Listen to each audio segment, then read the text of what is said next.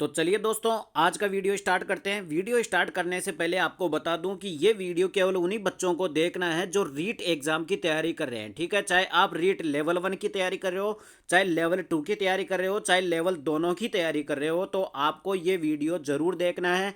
काफ़ी ज़्यादा important class है। इस वीडियो के अंतर्गत मैं आपको साइकोलॉजी के 30 ऐसे अति महत्वपूर्ण क्वेश्चन कराने वाला हूं जो प्रीवियस ईयर में इतने ज़्यादा रिपीट हुए हैं कि हर एग्जाम के अंतर्गत वो 4 से 5 बार रिपीट हो चुके हैं, यानी कि एग्जामिनर के फेवरेट क्वेश्चन है। तो अपन इस वीडियो के अंतर्गत 30 क्वेश्चनों का जिक्र करने वाले हैं जिनका मैं 360 सॉल्यूशन कराने वाला हूं कि यानी कि उस क्वेश्चन को किस प्रकार से घुमा घुमा करके अब तक एग्जाम में पूछा जा चुका है, उसके ऑप्शनों से कौन कौन से क्वेश्चन अभी तक एग्जाम में पूछे जा चुके हैं, वो सारा कुछ आपको इस वीडियो के अंतर्गत डिटेल में समझाने वाला हूं। ठीक है, तो बिना किसी देरी के वीडियो स्टार्ट करते हैं। इससे पहले अपन ने 14 क्लासें कंप्लीट कर चुके हैं जिसमें प्रत्येक क्लास में मैंने 30-30 क्वेश्चन ठीक इसी प्रकार से सॉल्यूशन करवाया था।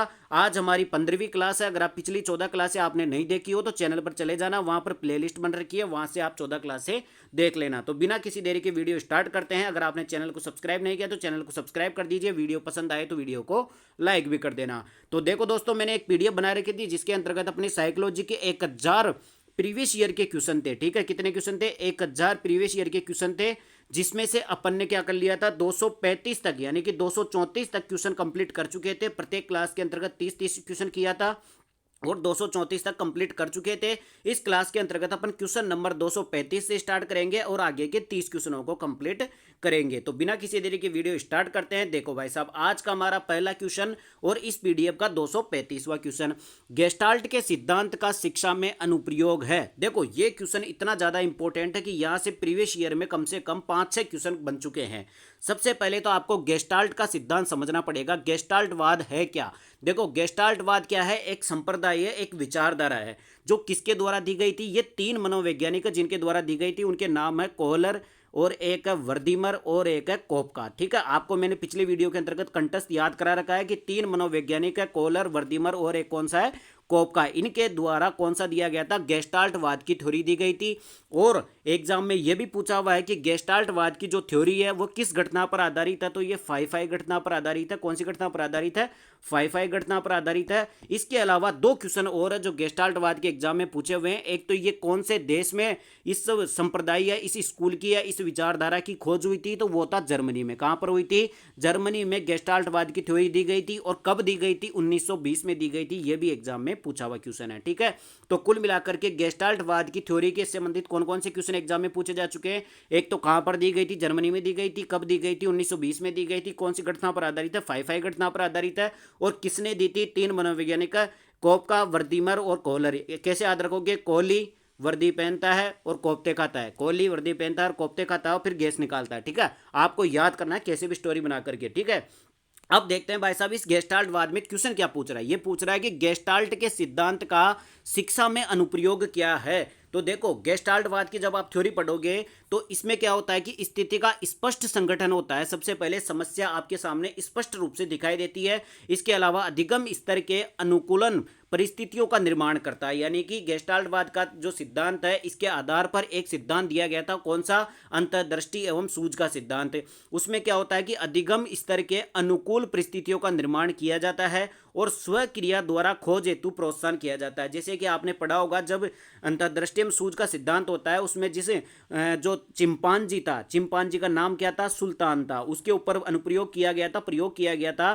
तो इसमें क्या होता है कि चिंपांजी खुद अपनी स्वक्रिया के द्वारा ही क्या करता है? खोज करता है, यानी कि बॉक्स के ऊपर चढ़ करके केलों को खा लेता है। तो वह क्या करता है? स्वक्रिया द्वारा खोज हेतु प्रोत्साहन किया जाता है। इसका मतलब कि गेस्टाल्टवाद के सिद्धांत के द्वारा शिक्षा में क्या क्या अनुप्रयोग हुए? एक तो स्थिति का स्पष्ट संगठन होता है, अधिगम स्तर के अनुकूल परिस्थितियों का निर्माण होता है और स्वक्रिया द्वारा खोज हेतु प्रोत्साहन किया जाता है, यानी कि उपयुक्त सभी हो जाएंगे। ठीक है, तो ये क्वेश्चन काफी ज्यादा इंपॉर्टेंट था। यहां से लगभग आपको मैंने 10 से 15 क्वेश्चन प्रीवियस ईयर के बता दिए जो एग्जाम में अभी तक पूछे जा चुके हैं। अगला क्वेश्चन देखिए भाई साहब, आज का हमारा सेकंड क्वेश्चन और इस पीडीएफ का 236वां क्वेश्चन। देखो भाई साहब, सक्रिय अनुबंध का निम्नलिखित में से शिक्षा में कौन सा अनुप्रयोग नहीं है? सबसे पहले आपको सीखना पड़ेगा सक्रिय अनुबंध क्या है, इससे कौन कौन से क्वेश्चन अभी तक एग्जाम में पूछे जा चुके हैं। देखो, सक्रिय अनुबंध बोलो या इसी को क्रिया प्रसूत अनुबंधन का सिद्धांत भी बोला जाता है। कौन सा? क्रिया प्रसूत अनुबंधन का सिद्धांत भी बोला जाता है, या फिर इसी को कौन सी थ्योरी बोला जाता है, इसी को क्या बोला जाता है, आरएस थ्योरी। कौन सी बोला जाता है, आरएस थ्योरी। देखो इसके क्या क्या नाम है, सबसे पहले तो इसको बोला जाता है क्रिया प्रसूत अनुबंधन का सिद्धांत, एक तो क्रिया प्रसूत अनुबंधन का सिद्धांत, और इसको बोला जाता कौन सी थ्योरी, आरएस थ्योरी। कौन सी बोला जाता, आरएस थ्योरी। और ये किसके द्वारा दिया गया था, ये दिया गया था बीएफ स्किनर के द्वारा। किसके द्वारा दिया गया था, बीएफ स्किनर के द्वारा दिया गया था। और आप सबको पता है कि स्किनर से संबंधित अब तक एग्जाम में कौन कौन से क्वेश्चन पूछ चुका है, कि स्किनर का पूरा नाम क्या, बीएफ स्किनर है, ये कहां का रहने वाला, अमेरिका का रहने वाला है। और इसने कौन सा सिद्धांत दिया था, सक्रिय अनुबंधन का सिद्धांत, या फिर इसी को बोला जाता क्रिया प्रसूत अनुबंधन का सिद्धांत, या इसी को बोला जाता है आरएस थ्योरी। ध्यान रख लेना, इस सिद्धांत के अंतर्गत स्किनर ने पुनर्बलन पर सबसे ज्यादा जोर दिया था, यानी कि जो अपना अधिगम होता है उसमें पुनर्बलन की मुख्य भूमिका होती है। ये सारे क्वेश्चन तो हो गए सक्रिय अनुबंध के। ठीक है भाई साहब, अब सक्रिय अनुबंधन का निम्नलिखित में से शिक्षा में कौन सा अनुप्रयोग नहीं है, यानी कि शिक्षा में कौन सा अनुप्रयोग नहीं है, तो व्यवहार को अपेक्षिगत रूप देना। देखो अपेक्षिगत रूप तो देता ही है। मनस्तापी बालकों के प्रशिक्षण में, मनस्तापी बालकों के प्रशिक्षण का मतलब होता है कि ऐसे बच्चे जो अपने मन के अनुरूप चलते हैं, ऐसे बालकों के प्रशिक्षण में भी इसका उपयोग किया जाता है। बिल्कुल सही बात है। व्यवहार को अपेक्षित रूप देना बिल्कुल गलत बात है, अपेक्षित रूप नहीं दिया जाता है इस सिद्धांत के द्वारा। इस सिद्धांत का शिक्षा में अनुप्रयोग नहीं है। व्यवहार को अपेक्षित रूप देना शिक्षा में एक अनुप्रयोग नहीं है। ठीक है, तो आपको यह क्वेश्चन काफी ज्यादा इंपॉर्टेंट था, बीएफ स्कैनर पर आधारित है। और ये आपको सारे मतलब जितने भी ये क्वेश्चन है ना, मैंने बीएफ स्कैनर के बारे में बताई है, मैंने पिछली क्लासों में इतनी बार रटा दिया है कि आपको कंटेस्ट याद हो गए होंगे। तो आप पिछली 14 क्लासें जितनी भी है उनको आप देख लेना एक बार, आपको ये सारे कंटेस्ट याद होंगे। ठीक है, जिसने भी देखा होगा वो कमेंट करके बताना कि आपको याद है या नहीं है। अगला क्वेश्चन देखते हैं, आज का क्वेश्चन नंबर 3, क्वेश्चन नंबर 237वां। एक आदर्श अध्यापक में पाए जाने वाला गुण कौन सा है। देखो अगर एक आदर्श अध्यापक है, यानी कि एक आइडियल टीचर है, ठीक है, उसमें कौन कौन से गुण होने चाहिए, एक आदर्श अध्यापक में कौन सा गुण होता है। देखो भाई साहब, लोकतांत्रिक दृष्टिकोण होना चाहिए, विषय वस्तु पर अधिकार होना चाहिए, बाल मनोविज्ञान का ज्ञान होना चाहिए। बिल्कुल तीनों की तीनों चीजें जरूरी है एक अध्यापक के अंतर्गत। ठीक है, आप उसके अंतर्गत उसका दृष्टिकोण कैसा होना चाहिए, लोकतांत्रिक होना चाहिए। ठीक है, ना तो व्यक्तिगत होना चाहिए, ना ही सामूहिक होना चाहिए। उसका जो दृष्टिकोण हो वो कैसा होना चाहिए, लोकतांत्रिक दृष्टिकोण होना चाहिए। और विषय वस्तु पर अधिकार होना चाहिए, यानी कि जो भी वो कंटेंट पढ़ा रहा है उस कंटेंट पर उसका अधिकार होना चाहिए। इसका मतलब कि वो कंटेंट उसको 100% आना चाहिए। ठीक है, तभी वो आदर्श अध्यापक बनेगा। इसके अलावा बाल मनोविज्ञान का ज्ञान होना चाहिए, जरूर चाइल्ड साइकोलॉजी का नॉलेज होना जरूरी है, तभी वो बच्चों को समझ पाएगा, उनके अनुरूप उनकी योग्यता, उनकी रुचि, उनकी क्षमता के आधार पर उनको शिक्षा प्रदान कर पाएगा। ठीक है, तो ये एक अच्छे अध्यापक या आदर्श अध्यापक के सभी गुण हैं। ठीक है, आगे बढ़े, अगला क्वेश्चन देखते हैं। आज का हमारा क्वेश्चन नंबर 4 और इस पीडीएफ का क्वेश्चन नंबर 238। चिंतन संज्ञानात्मक पक्ष में एक मानसिक क्रिया है, ये कथन किसका है। बताओ भाई साहब। भाई देखो, अब जब आप साइकोलॉजी का सिलेबस देखते हो उसमें चिंतन से संबंधित एक यूनिट है। ठीक है, उसमें बताया गया है कि चिंतन संज्ञानात्मक पक्ष में एक मानसिक प्रक्रिया, यानी कि थिंकिंग या चिंतन है क्या, तो कुछ भी नहीं है, एक मानसिक क्रिया है। लेकिन किसमें है, संज्ञानात्मक पक्ष में। किसमें, संज्ञानात्मक पक्ष में एक मानसिक क्रिया है। यह परिभाषा किसने दी थी, यह दी थी रास के द्वारा। किसने दी थी, रास के ने दी थी। रास ने यह परिभाषा दी थी कि चिंतन क्या होता है, एक संज्ञानात्मक पक्ष में एक मानसिक क्रिया होती है। ठीक है, आपको देखो परिभाषाएं तो याद करनी पड़ेगी, प्रीवियस ईयर में ये पूछी हुई है। अब ये क्वेश्चन है भाई साहब, काफी अच्छा क्वेश्चन है, सृजनशीलता से हर बार क्वेश्चन बनता है तो सबसे ज्यादा यही पूछा जाता है।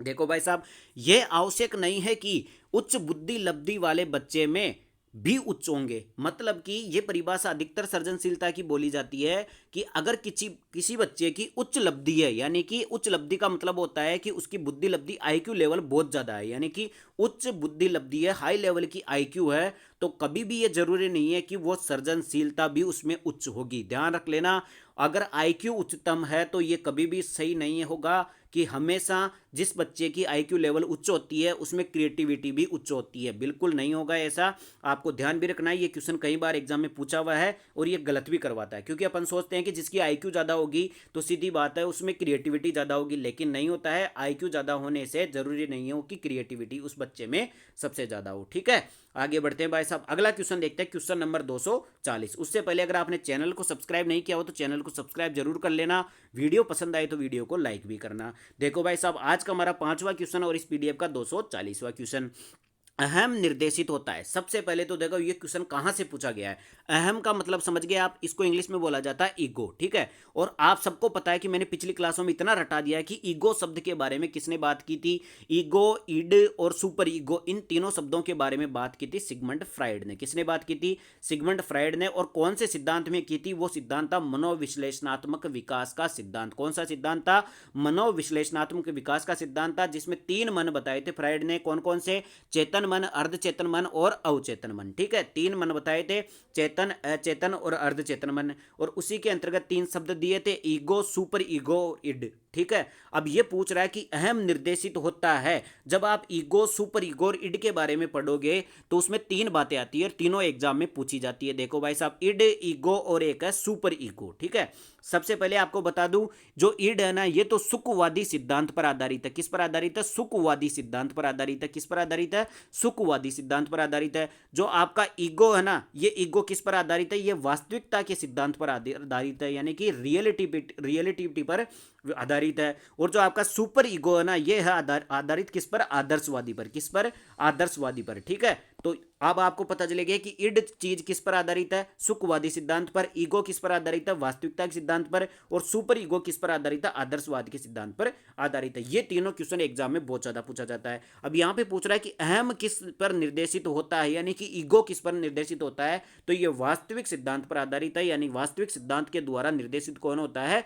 अहम या ईगो निर्धारित होता है, ठीक है। आगे बढ़े, अगला क्वेश्चन देखते हैं भाई साहब। Question number 241। क्वेश्चन नंबर 241 क्या कहता है भाई साहब? आज का क्वेश्चन नंबर 6। क्वेश्चन नंबर 241 है, मनोवैज्ञानिकों के अनुसार निम्नलिखित में से किस विधि द्वारा मूल प्रवृत्तियों में परिवर्तन लाया जा सकता है? वेरी वेरी इंपॉर्टेंट क्वेश्चन है, कई बार एग्जाम में पूछ चुका है कि मनोवैज्ञानिकों के अनुसार ऐसी कौन सी विधि है जिसके द्वारा आपकी जो मूल प्रवृत्तियां होती है, इन मूल प्रवृत्तियों में परिवर्तन लाया जा सकता है।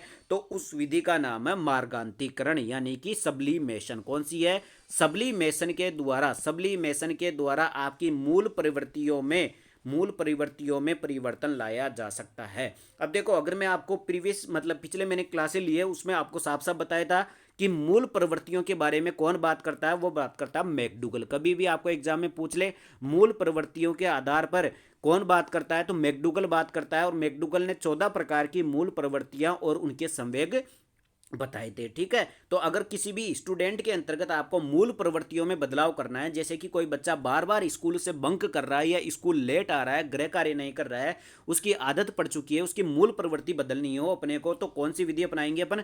मार्गांतीकरण, यानी कि सब्लिमेशन की विधि के द्वारा उसमें मूल प्रवृत्तियों में परिवर्तन लाया जा सकता है। आगे बढ़े, अगला क्वेश्चन है question number 242। Very very important, कई बार एग्जाम में आ चुका है और बहुत मतलब आसान क्वेश्चन भी है, लेकिन कई बार गलत भी कर देते हैं।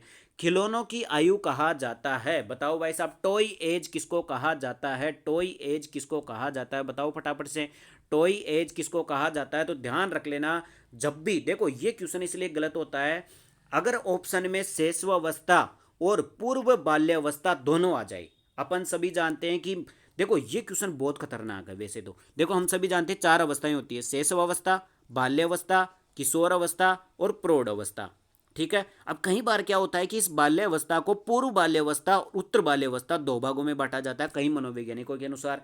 अब क्या होता है कि अगर आपको सीधी सीधी ये 4 अवस्थाएं ऑप्शन में दे रखी हो और आपको पूछे कि टॉय एज कौन सी है जिसमें खिलौनों से बच्चा खेलता है, तो आप क्या जवाब दोगे? शैशवावस्था। जब आपको ऑप्शन में शैशवावस्था, बाल्यावस्था लिखी हो केवल, और किशोर अवस्था और प्रौढ़ अवस्था लिखी हो, तब तो आंसर क्या देना है? शैशवावस्था आंसर देना है। लेकिन जब बाल्यावस्था को 2 भागों में बांट रखा हो और आपको पूछे कि शैशवावस्था और पूर्व बाल्यावस्था में से कौन सी अवस्था टॉय एज कहलाती है, तो वह कहलाती है पूर्व बाल्यावस्था। ध्यान रख लेना, शैशवावस्था फिर क्या हो जाती है? वो 0 से 1 वर्ष की हो जाती है लगभग, यानी कि बच्चा जब जन्म लेता है तब थोड़ी खिलौनों से खेलता है, वो जब पूर्व बाल्यावस्था में आता है तब खिलौनों से खेलता है। तो ये क्वेश्चन काफी अच्छा क्वेश्चन है और कई बार एग्जाम में कंफ्यूज भी करता है।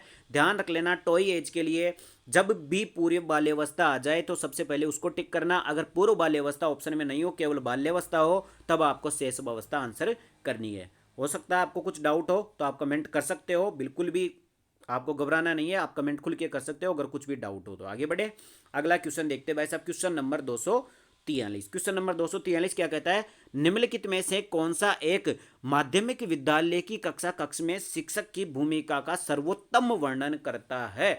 बताओ भाई साहब, एक अध्यापक है जो कौन सी स्कूल का है, माध्यमिक विद्यालय की किसी कक्षा का है, माध्यमिक विद्यालय की किसी कक्षा का कोई शिक्षक है, उसकी क्या भूमिका होनी चाहिए, इन कथनों में से अपने को बताना है भाई कौन सा सर्वोत्तम सबसे बढ़िया वर्णन करता है। देखो भाई साहब, व्याख्यान देने के लिए पॉइंट प्रेजेंटेशन का प्रयोग करना, ठीक है साहब, बहुपरिप्रेक्ष्य को निरुत्साहित करना तथा एक आयामी प्रक्षेप्य को केंद्रीभूत करना, ठीक है साहब। अगला ऑप्शन भी देख लेते हैं। अगला ऑप्शन है चर्चाओं के अवसर उपलब्ध कराना, और तीसरा है चौथा है प्रथम स्थान के लिए शिक्षार्थियों को आपस में प्रतिस्पर्धा के लिए बढ़ावा देना। देखो ये तो कहीं भी सही नहीं है, आप बच्चों के बीच में प्रतिस्पर्धा नहीं बढ़ानी चाहिए कभी भी शिक्षक को। तो जो माध्यमिक लेवल होता है, माध्यमिक विद्यालय होता है, उसमें जो शिक्षक की सबसे बढ़िया जो भूमिका होती है वो होती है चर्चाओं के अवसर उपलब्ध करना, क्योंकि माध्यमिक विद्यालय की एज में जो स्टूडेंट होता है उसमें चर्चा करने का गुण आ जाता है, वाद विवाद का गुण आ जाता है, तो चर्चाओं के अवसर उनको सबसे ज्यादा उपलब्ध करवाना चाहिए माध्यमिक विद्यालय के शिक्षक को। ठीक है, आगे बढ़े, अगला क्वेश्चन देखते हैं, क्वेश्चन नंबर 244। उससे पहले अगर आपने चैनल को सब्सक्राइब नहीं किया तो जरूर कर लीजिए। पिछली 14 क्लासें आपने नहीं देखी हो तो चैनल पर जाना, प्लेलिस्ट बना रखी है, उसमें से 14 क्लासें देख लेना। आपकी साइकोलॉजी में एग्जाम में 30 में से 25 प्लस क्वेश्चन सही होने से कोई नहीं रोक सकता, ध्यान रख लेना। अगर आप प्रीवियस ईयर के क्वेश्चनों को एनालिसिस कर लेते हैं तो आपके सारे क्वेश्चन सही होने की गारंटी रहती है। देखो क्वेश्चन नंबर 244 क्या कहता है, बच्चों के अधिगम को सुगम बनाने के लिए अध्यापकों को एक अच्छे कक्षाही परिवेश का सर्जन करने की आवश्यकता है। इस प्रकार के अधिगम परिवेश बनाने के लिए दिए गए कथनों में से कौन सा कथन सत्य नहीं है। मतलब क्या हो रहा है कि बच्चों का अधिगम अपने को सरल बनाना है, बच्चों को आसानी से सिखाना है, तो अध्यापक को कक्षा ही परिवेश सर्जन करने की आवश्यकता, मतलब कि उसका जो कक्षा का जो वातावरण है ना वो एक अच्छा वातावरण बनाना चाहिए। तो इस प्रकार के अधिगम परिवेश बनाने के लिए अपने को कौन सा कथन सत्य नहीं है, शिक्षकों के अनुसार कार्य करना। भाई साहब ये गलत हो जाएगा। देखो शिक्षकों के अनुसार कार्य नहीं करना है अपने को, बच्चों को अधिगम सुगम बनाना है, मतलब कि बालकों के अनुसार कार्य करना है। यानी कि शिक्षा कौन सी देनी है अपने को, बालक केंद्रित शिक्षा देनी है, बाल केंद्रित शिक्षा देनी है, शिक्षकों के अनुसार अपने को नहीं चलना है। ठीक है, तो शिक्षकों के अनुसार कार्य नहीं करना है, यही असत्य कथन हो जाएगा। और क्या दे रखा है, बच्चे की स्वीकृति, जरूर बच्चे की स्वीकृति होनी चाहिए, शिक्षक का सकारात्मक रुख होना चाहिए, बिल्कुल पॉजिटिविटी होनी चाहिए शिक्षक में, और बच्चे के प्रयासों का अनुमोदन भी करना चाहिए, बिल्कुल सही बात है। तो कुल मिलाकर के अगर आपको कक्षा में अधिगम को सुगम बनाना है तो आपको उसका वातावरण कैसा नहीं रखना चाहिए कि शिक्षकों के अनुसार कार्य नहीं करवाना चाहिए, बच्चों की रुचि, योग्यताओं, क्षमताओं और के अनुसार ही, उसकी जरूरतों के अनुसार ही उसको अधिगम देना चाहिए। आगे बढ़े, अगला क्वेश्चन देखते हैं, क्वेश्चन नंबर 245 क्या कहता है भाई साहब। क्वेश्चन नंबर 245 है, छात्र स्वाभाविक रूप से प्रेरित होते हैं। बताओ भाई साहब, छात्र स्वाभाविक रूप से कैसे प्रेरित होते हैं, तो सरल कार्य की खोज के लिए प्रेरित होते हैं, नवीनता का पता लगाने के लिए प्रेरित होते हैं, या सतत संघर्ष करने के लिए प्रेरित होते हैं, या फिर गलतियां करने के लिए प्रेरित होते हैं। तो ध्यान रख लेना, स्वाभाविक रूप से, इंटरनल यानी स्वाभाविक रूप से मतलब होता है कि खुद से ही, यानी कि इंटरनल रूप से मोटिवेट कब होता है, जब नवीनता का पता लगाने के लिए। जब भी बच्चे में इंटरनल रूप से मोटिवेट तभी होगा जब उसको कुछ नया खोजने की इच्छा होगी, नवीनता का पता लगाने के लिए ही वो क्या होता है, इंटरनल रूप से मोटिवेट होता है। जब भी सरल कार्य होता है तो वो इंटरनल रूप से मोटिवेट नहीं होता है, उसको मतलब ये मान लो कि वो ऊब जाता है। क्या होता है, ऊब जाता है, यानी कि उसका इंटरेस्ट खत्म हो जाता है। सतत संघर्ष करने के लिए बिल्कुल नहीं, जब वो सतत एक ही काम करता रहेगा तो उससे भी वो बोर हो जाता है। गलतियां करने के लिए वो कभी भी मोटिवेट नहीं होगा इंटरनल रूप से। तो नवीनता का पता लगाने के लिए, किसी भी चीज में नवीनता की खोज करने के लिए वो इंटरनल रूप से मोटिवेट होता है। ये क्वेश्चन कहां से पूछा गया है, आपके अभिप्रेरणा वाले चैप्टर से पूछा गया है। ये क्वेश्चन कई बार एग्जाम में आ चुका है। आगे बढ़े, अगला क्वेश्चन देखो भाई साहब, क्वेश्चन नंबर 246 क्या कहता है, निम्न में से को छोड़कर सभी बुद्धिमत्ता परीक्षण के उदाहरण है। बताओ भाई साहब, निम्न चार जो आपके पास ऑप्शन है इनमें से किसको छोड़ करके सारे के सारे बुद्धि परीक्षण के उदाहरण है, यानी कौन सा ऐसा बुद्धि परीक्षण का उदाहरण नहीं है, ये अपने को पहचानना है। अपन सभी जानते हैं स्टैनफोर्ड बिने परीक्षण को जानते हैं, एक है वेशनर बिने परीक्षण को जानते हैं, इसके अलावा और ऑप्शन देते हैं बेल स्केल्स को भी जानते हैं और रोसार्क परीक्षण को भी जानते हैं। ध्यान रख लेना, इसमें रोसार्क परीक्षण भी एक बुद्धिमत्ता का परीक्षण होता है, यानी कि आपकी बुद्धि का एक टेस्ट होता है। इसके अलावा स्टैनफोर्ड बिने को तो आप सभी जानते ही हो, ये भी एक बुद्धि परीक्षण होता है, और वेस्नर बिने भी एक बुद्धि परीक्षण होता है। देखो कभी भी बिने आ जाए ना, वैज्ञानिक बिने आ जाए, तो ये तो बुद्धि परीक्षण में आएगा ही सही, ठीक है। तो कौन सा इसमें कौन सा बुद्धि परीक्षण नहीं है, बुद्धि परीक्षण का उदाहरण नहीं है? बेल स्केल्स इसका बुद्धि परीक्षण का उदाहरण नहीं है, बाकी तीनों बुद्धि परीक्षण के उदाहरण है, ठीक है। पिछली क्लासों में मैंने काफी बार बताया है आपको बुद्धि परीक्षणों के बारे में। अब आगे बढ़ते हैं भाई साहब। क्वेश्चन नंबर 247 क्या कहता है? क्वेश्चन नंबर 247 है, बच्चों की गलतियों के संबंध में निम्नलिखित में से कौन सा कथन सत्य है? बताओ भाई साहब, बच्चों की गलतियों के संबंध में कौन सा कथन सत्य है? बच्चे गलतियां तब करते हैं जब शिक्षक उदार हो और गलतियां करते पर उन्हें दंडित ना करता हो। ठीक है साहब, बच्चों की गलतियां शिक्षक के लिए महत्वहीन है, इसलिए उनको गलतियों पर ध्यान नहीं देना चाहिए। बिल्कुल गलत बात है, ये तो हो ही नहीं सकता भाई। बच्चे गलतियां तब करते हैं जब शिक्षक उदार और गलतियां करते हैं जब उन्हें दंडित ना करे। बिल्कुल नहीं, जब बच्चों को दंडित करना जरूरी नहीं है, अगर आप थोड़ा सा स्ट्रिक्ट हो जाओगे उसमें भी वो बच्चे गलतियां नहीं करेंगे। और बच्चा गलतियां करना एक स्वाभाविक बात है, गलतियां होती है। और बच्चों की गलतियां शिक्षक के लिए महत्वहीन नहीं हो सकती कभी भी। मतलब शिक्षक को बच्चों की गलतियों को ध्यान रखना चाहिए और उनको सुधार करना चाहिए। बच्चे गलतियां करते हैं क्योंकि वे लापरवाह होते हैं? बिल्कुल नहीं, लापरवाही इसमें कारण नहीं होती है। बच्चों की गलतियां सीखने की प्रक्रिया का एक हिस्सा होती है। बिल्कुल सही बात है, जब भी अधिगम की प्रक्रिया होती है तो उसमें गलतियां होना एक स्वाभाविक क्रिया होती है, यानी कि सीखने की प्रक्रिया का गलतियां क्या होती है, एक हिस्सा होती है। जिस प्रकार हम कहते हैं कि सफलता की सीढ़ी क्या होती है, असफलता होती है, उसी प्रकार सीखने की प्रक्रिया में गलतियां क्या होती है, एक हिस्सा होती है। आगे बढ़े, अगला क्वेश्चन देखो भाई साहब, क्वेश्चन नंबर 248। देखो ऐसे थ्योरेटिकल जो क्वेश्चन होते हैं ज्यादातर सीटेट एग्जाम में बहुत ज्यादा पूछे जाते हैं। आजकल अपनी रीट एग्जाम में भी सीटेट से ही जो क्वेश्चन होते हैं उनको कॉपी पेस्ट किया जाता है, लेकिन थोड़ा सा घुमा करके। तो आपको क्या होता है, क्वेश्चन को थोड़ा सा 360 लेवल पर समझना पड़ता है कि इसको कैसे घुमा करके पूछा जा सकता है, ठीक है। अगला क्वेश्चन है, क्वेश्चन नंबर 248 क्या है? अधिगम की प्रक्रिया में प्रेरणा क्या करती है? प्रेरणा क्या काम करती है? मोटिवेशन क्या काम करता है? तो शिक्षार्थियों को दिशाहीन बनाती है। बिल्कुल गलत बात है, मोटिवेशन कभी भी दिशाहीन नहीं करता है। युवा शिक्षार्थियों के बीच सीखने की जिज्ञासा बनाती है। बिल्कुल सही बात है। इसमें क्या होता है कि अगर कोई बच्चा इंटरेस्ट नहीं है, अधिगम की प्रक्रिया में इंटरेस्ट नहीं है, वो सीखने में इंटरेस्ट नहीं है, उसकी रुचि नहीं है, तो मोटिवेशन क्या करता है, उसमें जिज्ञासा, इच्छा, उसमें रुचि उत्पन्न करता है। उस अधिगम के अंतर्गत उस बच्चे की रुचि या उसकी जिज्ञासा बनाता है, ठीक है। तो ये ऑप्शन सही हो जाएगा। शिक्षार्थियों की स्मृति को तेज करता है? बिल्कुल नहीं, मोटिवेशन से कोई मेमोरी तेज नहीं होती।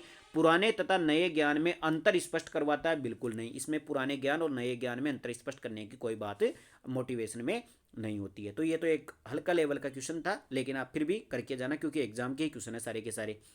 अगला क्वेश्चन है, क्वेश्चन नंबर 249। मानव व्यक्तित्व निम्न में से किसका परिणाम है? बताओ भाई साहब, अपनी जो पर्सनैलिटी होती है वो किस चीज का परिणाम होती है? बताओ, परवरिश और शिक्षा का परिणाम, आनुवांशिकता और पर्यावरण के बीच सहसंबंध। बिल्कुल सही ऑप्शन हो जाएगा। ध्यान रख लेना, अपनी जो पर्सनैलिटी होती है वो आनुवांशिकता पर भी डिपेंड करती है और पर्यावरण पर भी डिपेंड करती है। ये दोनों आनुवांशिकता और पर्यावरण के बीच में सहसंबंध या संबंध के द्वारा ही अपनी पर्सनैलिटी डेवलप होती है। तो आनुवांशिकता और पर्यावरण के बीच संबंध का परिणाम क्या होता है?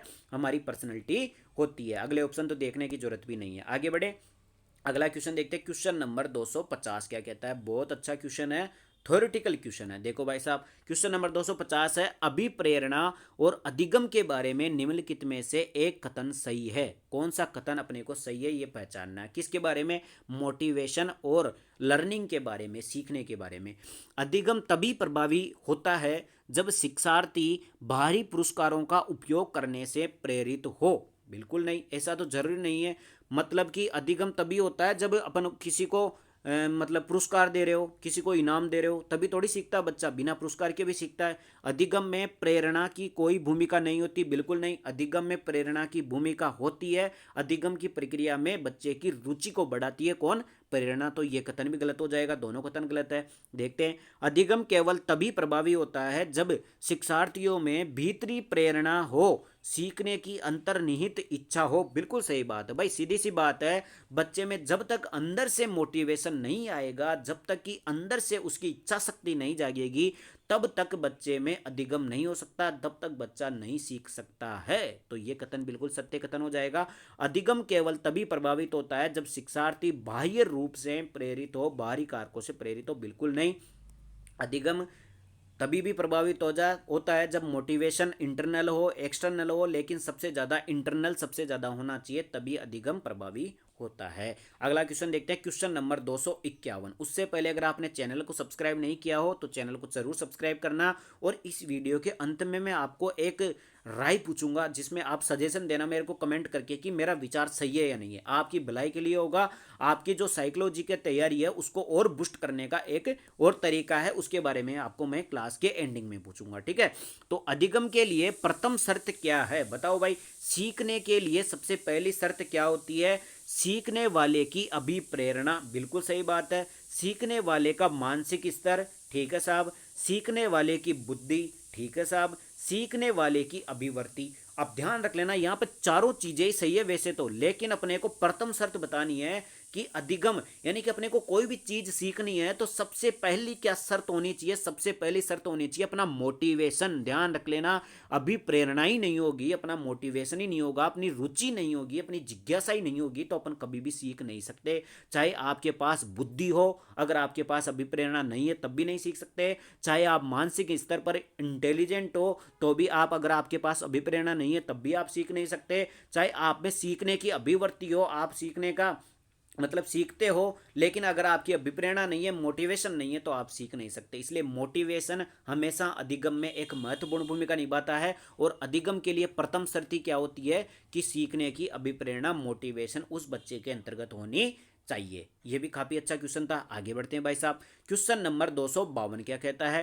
क्वेश्चन नंबर 252 अधिगम के लिए द्वितीय शर्त क्या है? देखो, प्रथम शर्त तो अपन ने देख ली भाई, सीखने के लिए सबसे पहली शर्त होती है अभिप्रेरणा, यानी कि अपने को मोटिवेट होना पड़ेगा। अब दूसरी शर्त क्या है? सीखने वाले का मानसिक स्तर, सीखने वाले की बहु अनुक्रियाएं। बहु अनुक्रियाएं का मतलब होता है कि सीखने के लिए वो बहुत सारी अनुक्रियाएं करे।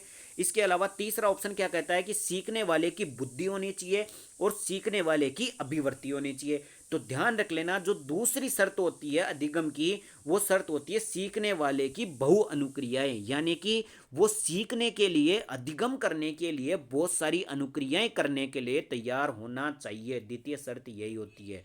यानी कि सबसे पहली शर्त तो क्या होती है कि बच्चा खुद मोटिवेट होना चाहिए, उसमें अभिप्रेरणा होनी चाहिए, तभी अधिगम की पहली शर्त कंडीशन पास होगी। इसके बाद में दूसरी शर्त होगी कि अब अधिगम तभी होगा जब अपन बहुत सारी अनुक्रियाएं करेंगे, यानी कि बार बार बार बार बार बार उसका रिवीजन करेंगे, उसका अभ्यास करेंगे, उसकी प्रैक्टिस करेंगे, तभी अपन कोई चीज को सीख पाते हैं। ये तो आप स्टूडेंट हो, आपको सबको पता भी होगा।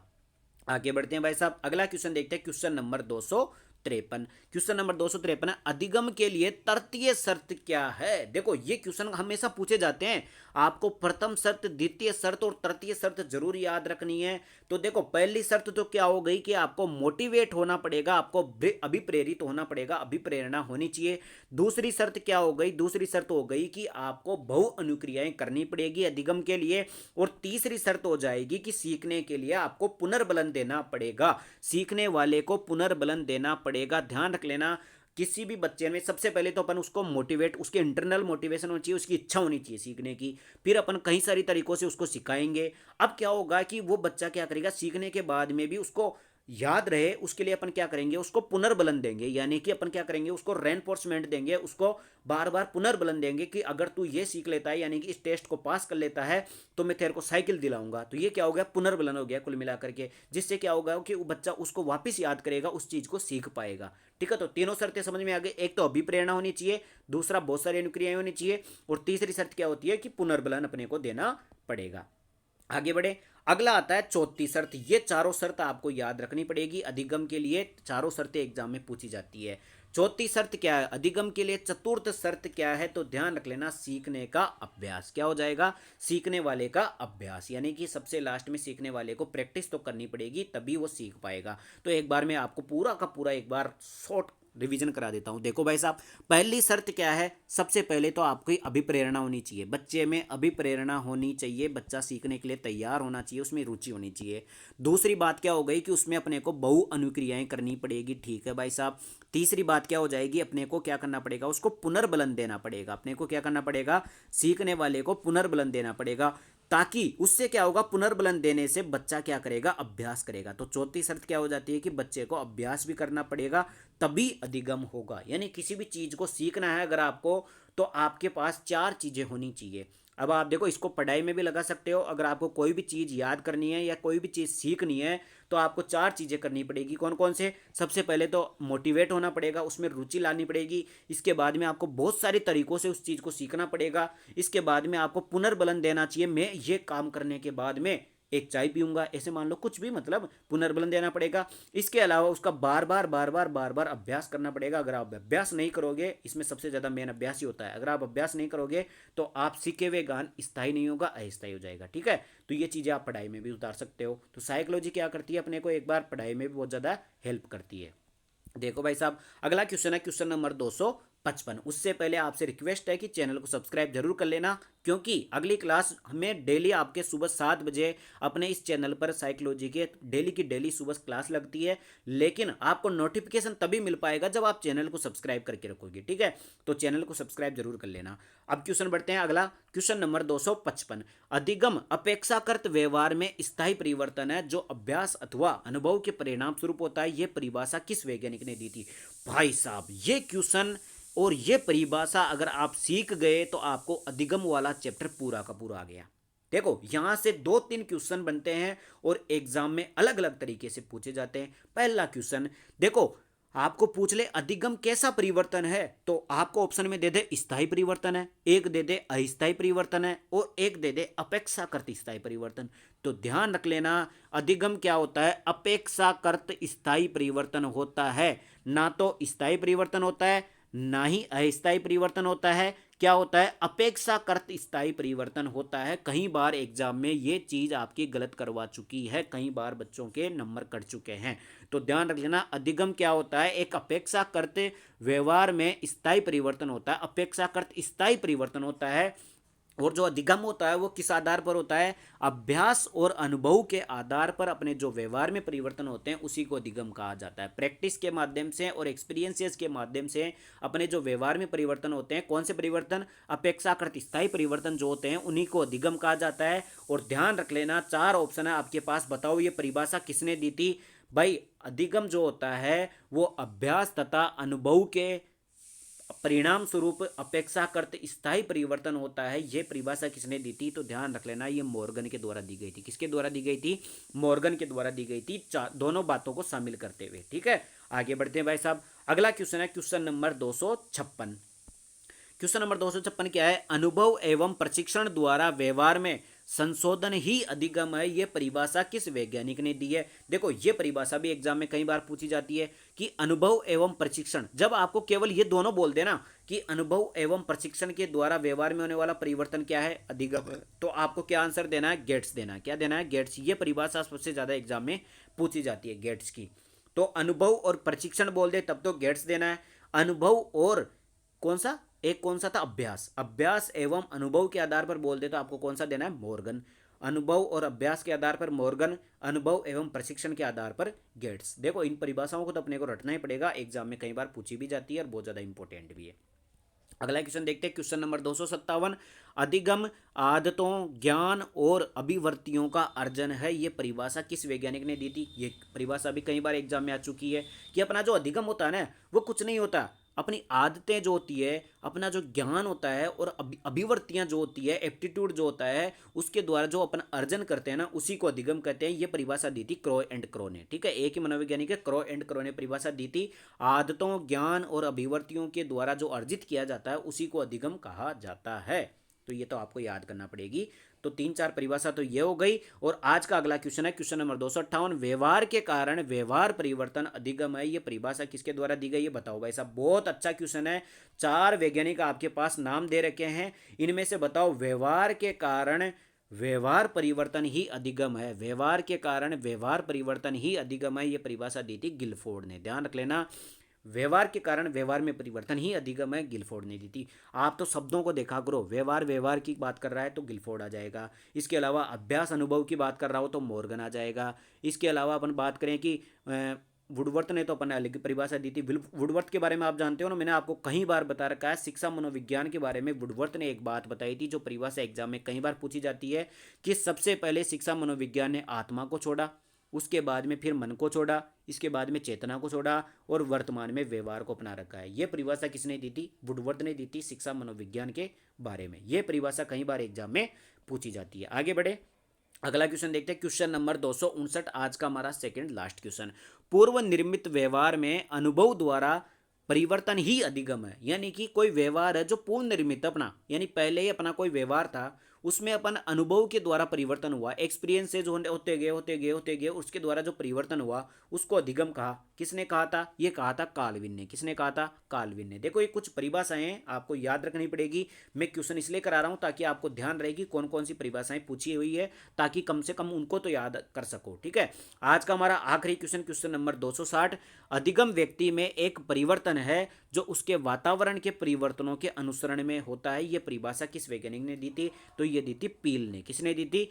पील ने। ध्यान रख लेना, वातावरण के अनुसार हमारा जो अधिगम होता है, वातावरण के अनुसार जो हमारा अधिगम होता है, ये परिभाषा किसने दी थी? पील ने दी थी। तो आपको इस शब्दों को पकड़ना पड़ेगा भाई। वातावरण के आधार पर अधिगम किसने बताया था? पील ने बताया था। व्यवहार के आधार पर व्यवहार में परिवर्तन किसने बताया था? इसके अलावा अनुभव और अभ्यास के द्वारा परिवर्तन किसने बताया था? इसके अलावा अनुभव और प्रशिक्षण के आधार पर अधिगम किसने बताया था? ये सारे ऐसे पॉइंट पॉइंट पकड़ करके आप याद रखोगे तभी आपको याद रह पाएगी। अब बढ़ेंगे अपन अगले क्वेश्चन पर, क्वेश्चन नंबर 261 पर। वो बढ़ेंगे अपन अगली क्लास में। क्वेश्चन अपनी जो क्लास होगी 16वीं क्लास में। आज अपनी कौन सी क्लास थी? 15वीं क्लास थी। 15 क्लास तक मैं आपको प्रत्येक क्लास में 30-30 क्वेश्चन के माध्यम से, ये मान लो कि 360 सॉल्यूशन करा रहा हूँ, जिसके अंतर्गत मैं आपको प्रत्येक क्वेश्चन में लगभग 5-5 क्वेश्चन तो मिनिमम बताता ही हूँ, किसी क्वेश्चन में ज़्यादा भी बता देता हूँ। तो कुल मिलाकर के आपके इस क्लास के हर एक क्लास के अंतर्गत आपके 60 से 70 क्वेश्चन प्रीवियस ईयर के कंप्लीट हो जाते हैं। और प्रत्येक क्लास में मैं रिवीजन भी कराता हूँ ताकि आपको याद भी हो जाते हैं। तो कुल मिलाकर के 15 क्लासें अपने कंप्लीट हो चुकी है। अब आपसे मैं एक चीज़ राय लेना चाहता हूँ। कई सारे बच्चों का कमेंट है कि सर आप पूरे सिलेबस पर क्लास लगा रहे हो, यानी कि 30 क्वेश्चन पूरे सिलेबस के आधार पर करा रहे हो, उसकी बजाय आप एक बार अपने टॉपिक वाइज या चैप्टर वाइज आप प्रीवियस ईयर के क्वेश्चन करवा दो। कैसे? चैप्टर वाइज आधार पर प्रीवियस ईयर के क्वेश्चन कराऊं, या फिर ठीक इसी प्रकार से अपन पूरे सिलेबस के आधार पर 30-30 क्वेश्चन डेली अपन क्लास के अंतर्गत प्रैक्टिस करें? या आप मुझे कमेंट करके बताना कि एक बार प्रैक्टिस मतलब चैप्टर वाइज आपको क्वेश्चन कराऊं या फिर आपको पूरे सिलेबस के आधार पर क्वेश्चन कराऊं। ठीक है, कमेंट करके जरूर बताना ताकि उसी हिसाब से मैं फैसला ले पाऊंगा। ठीक है, और अगर आपने वीडियो को पसंद आया हो तो वीडियो को लाइक जरूर कर देना, चैनल को सब्सक्राइब जरूर करना ताकि आपको अगली क्लास का नोटिफिकेशन पहुंच पाएगा। ठीक है, डेली सुबह 7 बजे अपने चैनल पर साइकोलॉजी की क्लास उपलब्ध होती है। पिछली 14 क्लासें अगर आपने नहीं देखी हो तो 14वीं क्लास देख लेना। आज हमारी 15वीं क्लास थी और कल सुबह 16वीं क्लास होगी सुबह 7 बजे। तो मिलते हैं कल सुबह 7 बजे। वीडियो पसंद आए तो वीडियो को लाइक करना, चैनल को सब्सक्राइब करना। पिछली क्लासें नहीं देखी हो तो प्ले में जा करके देख लेना। Thank you.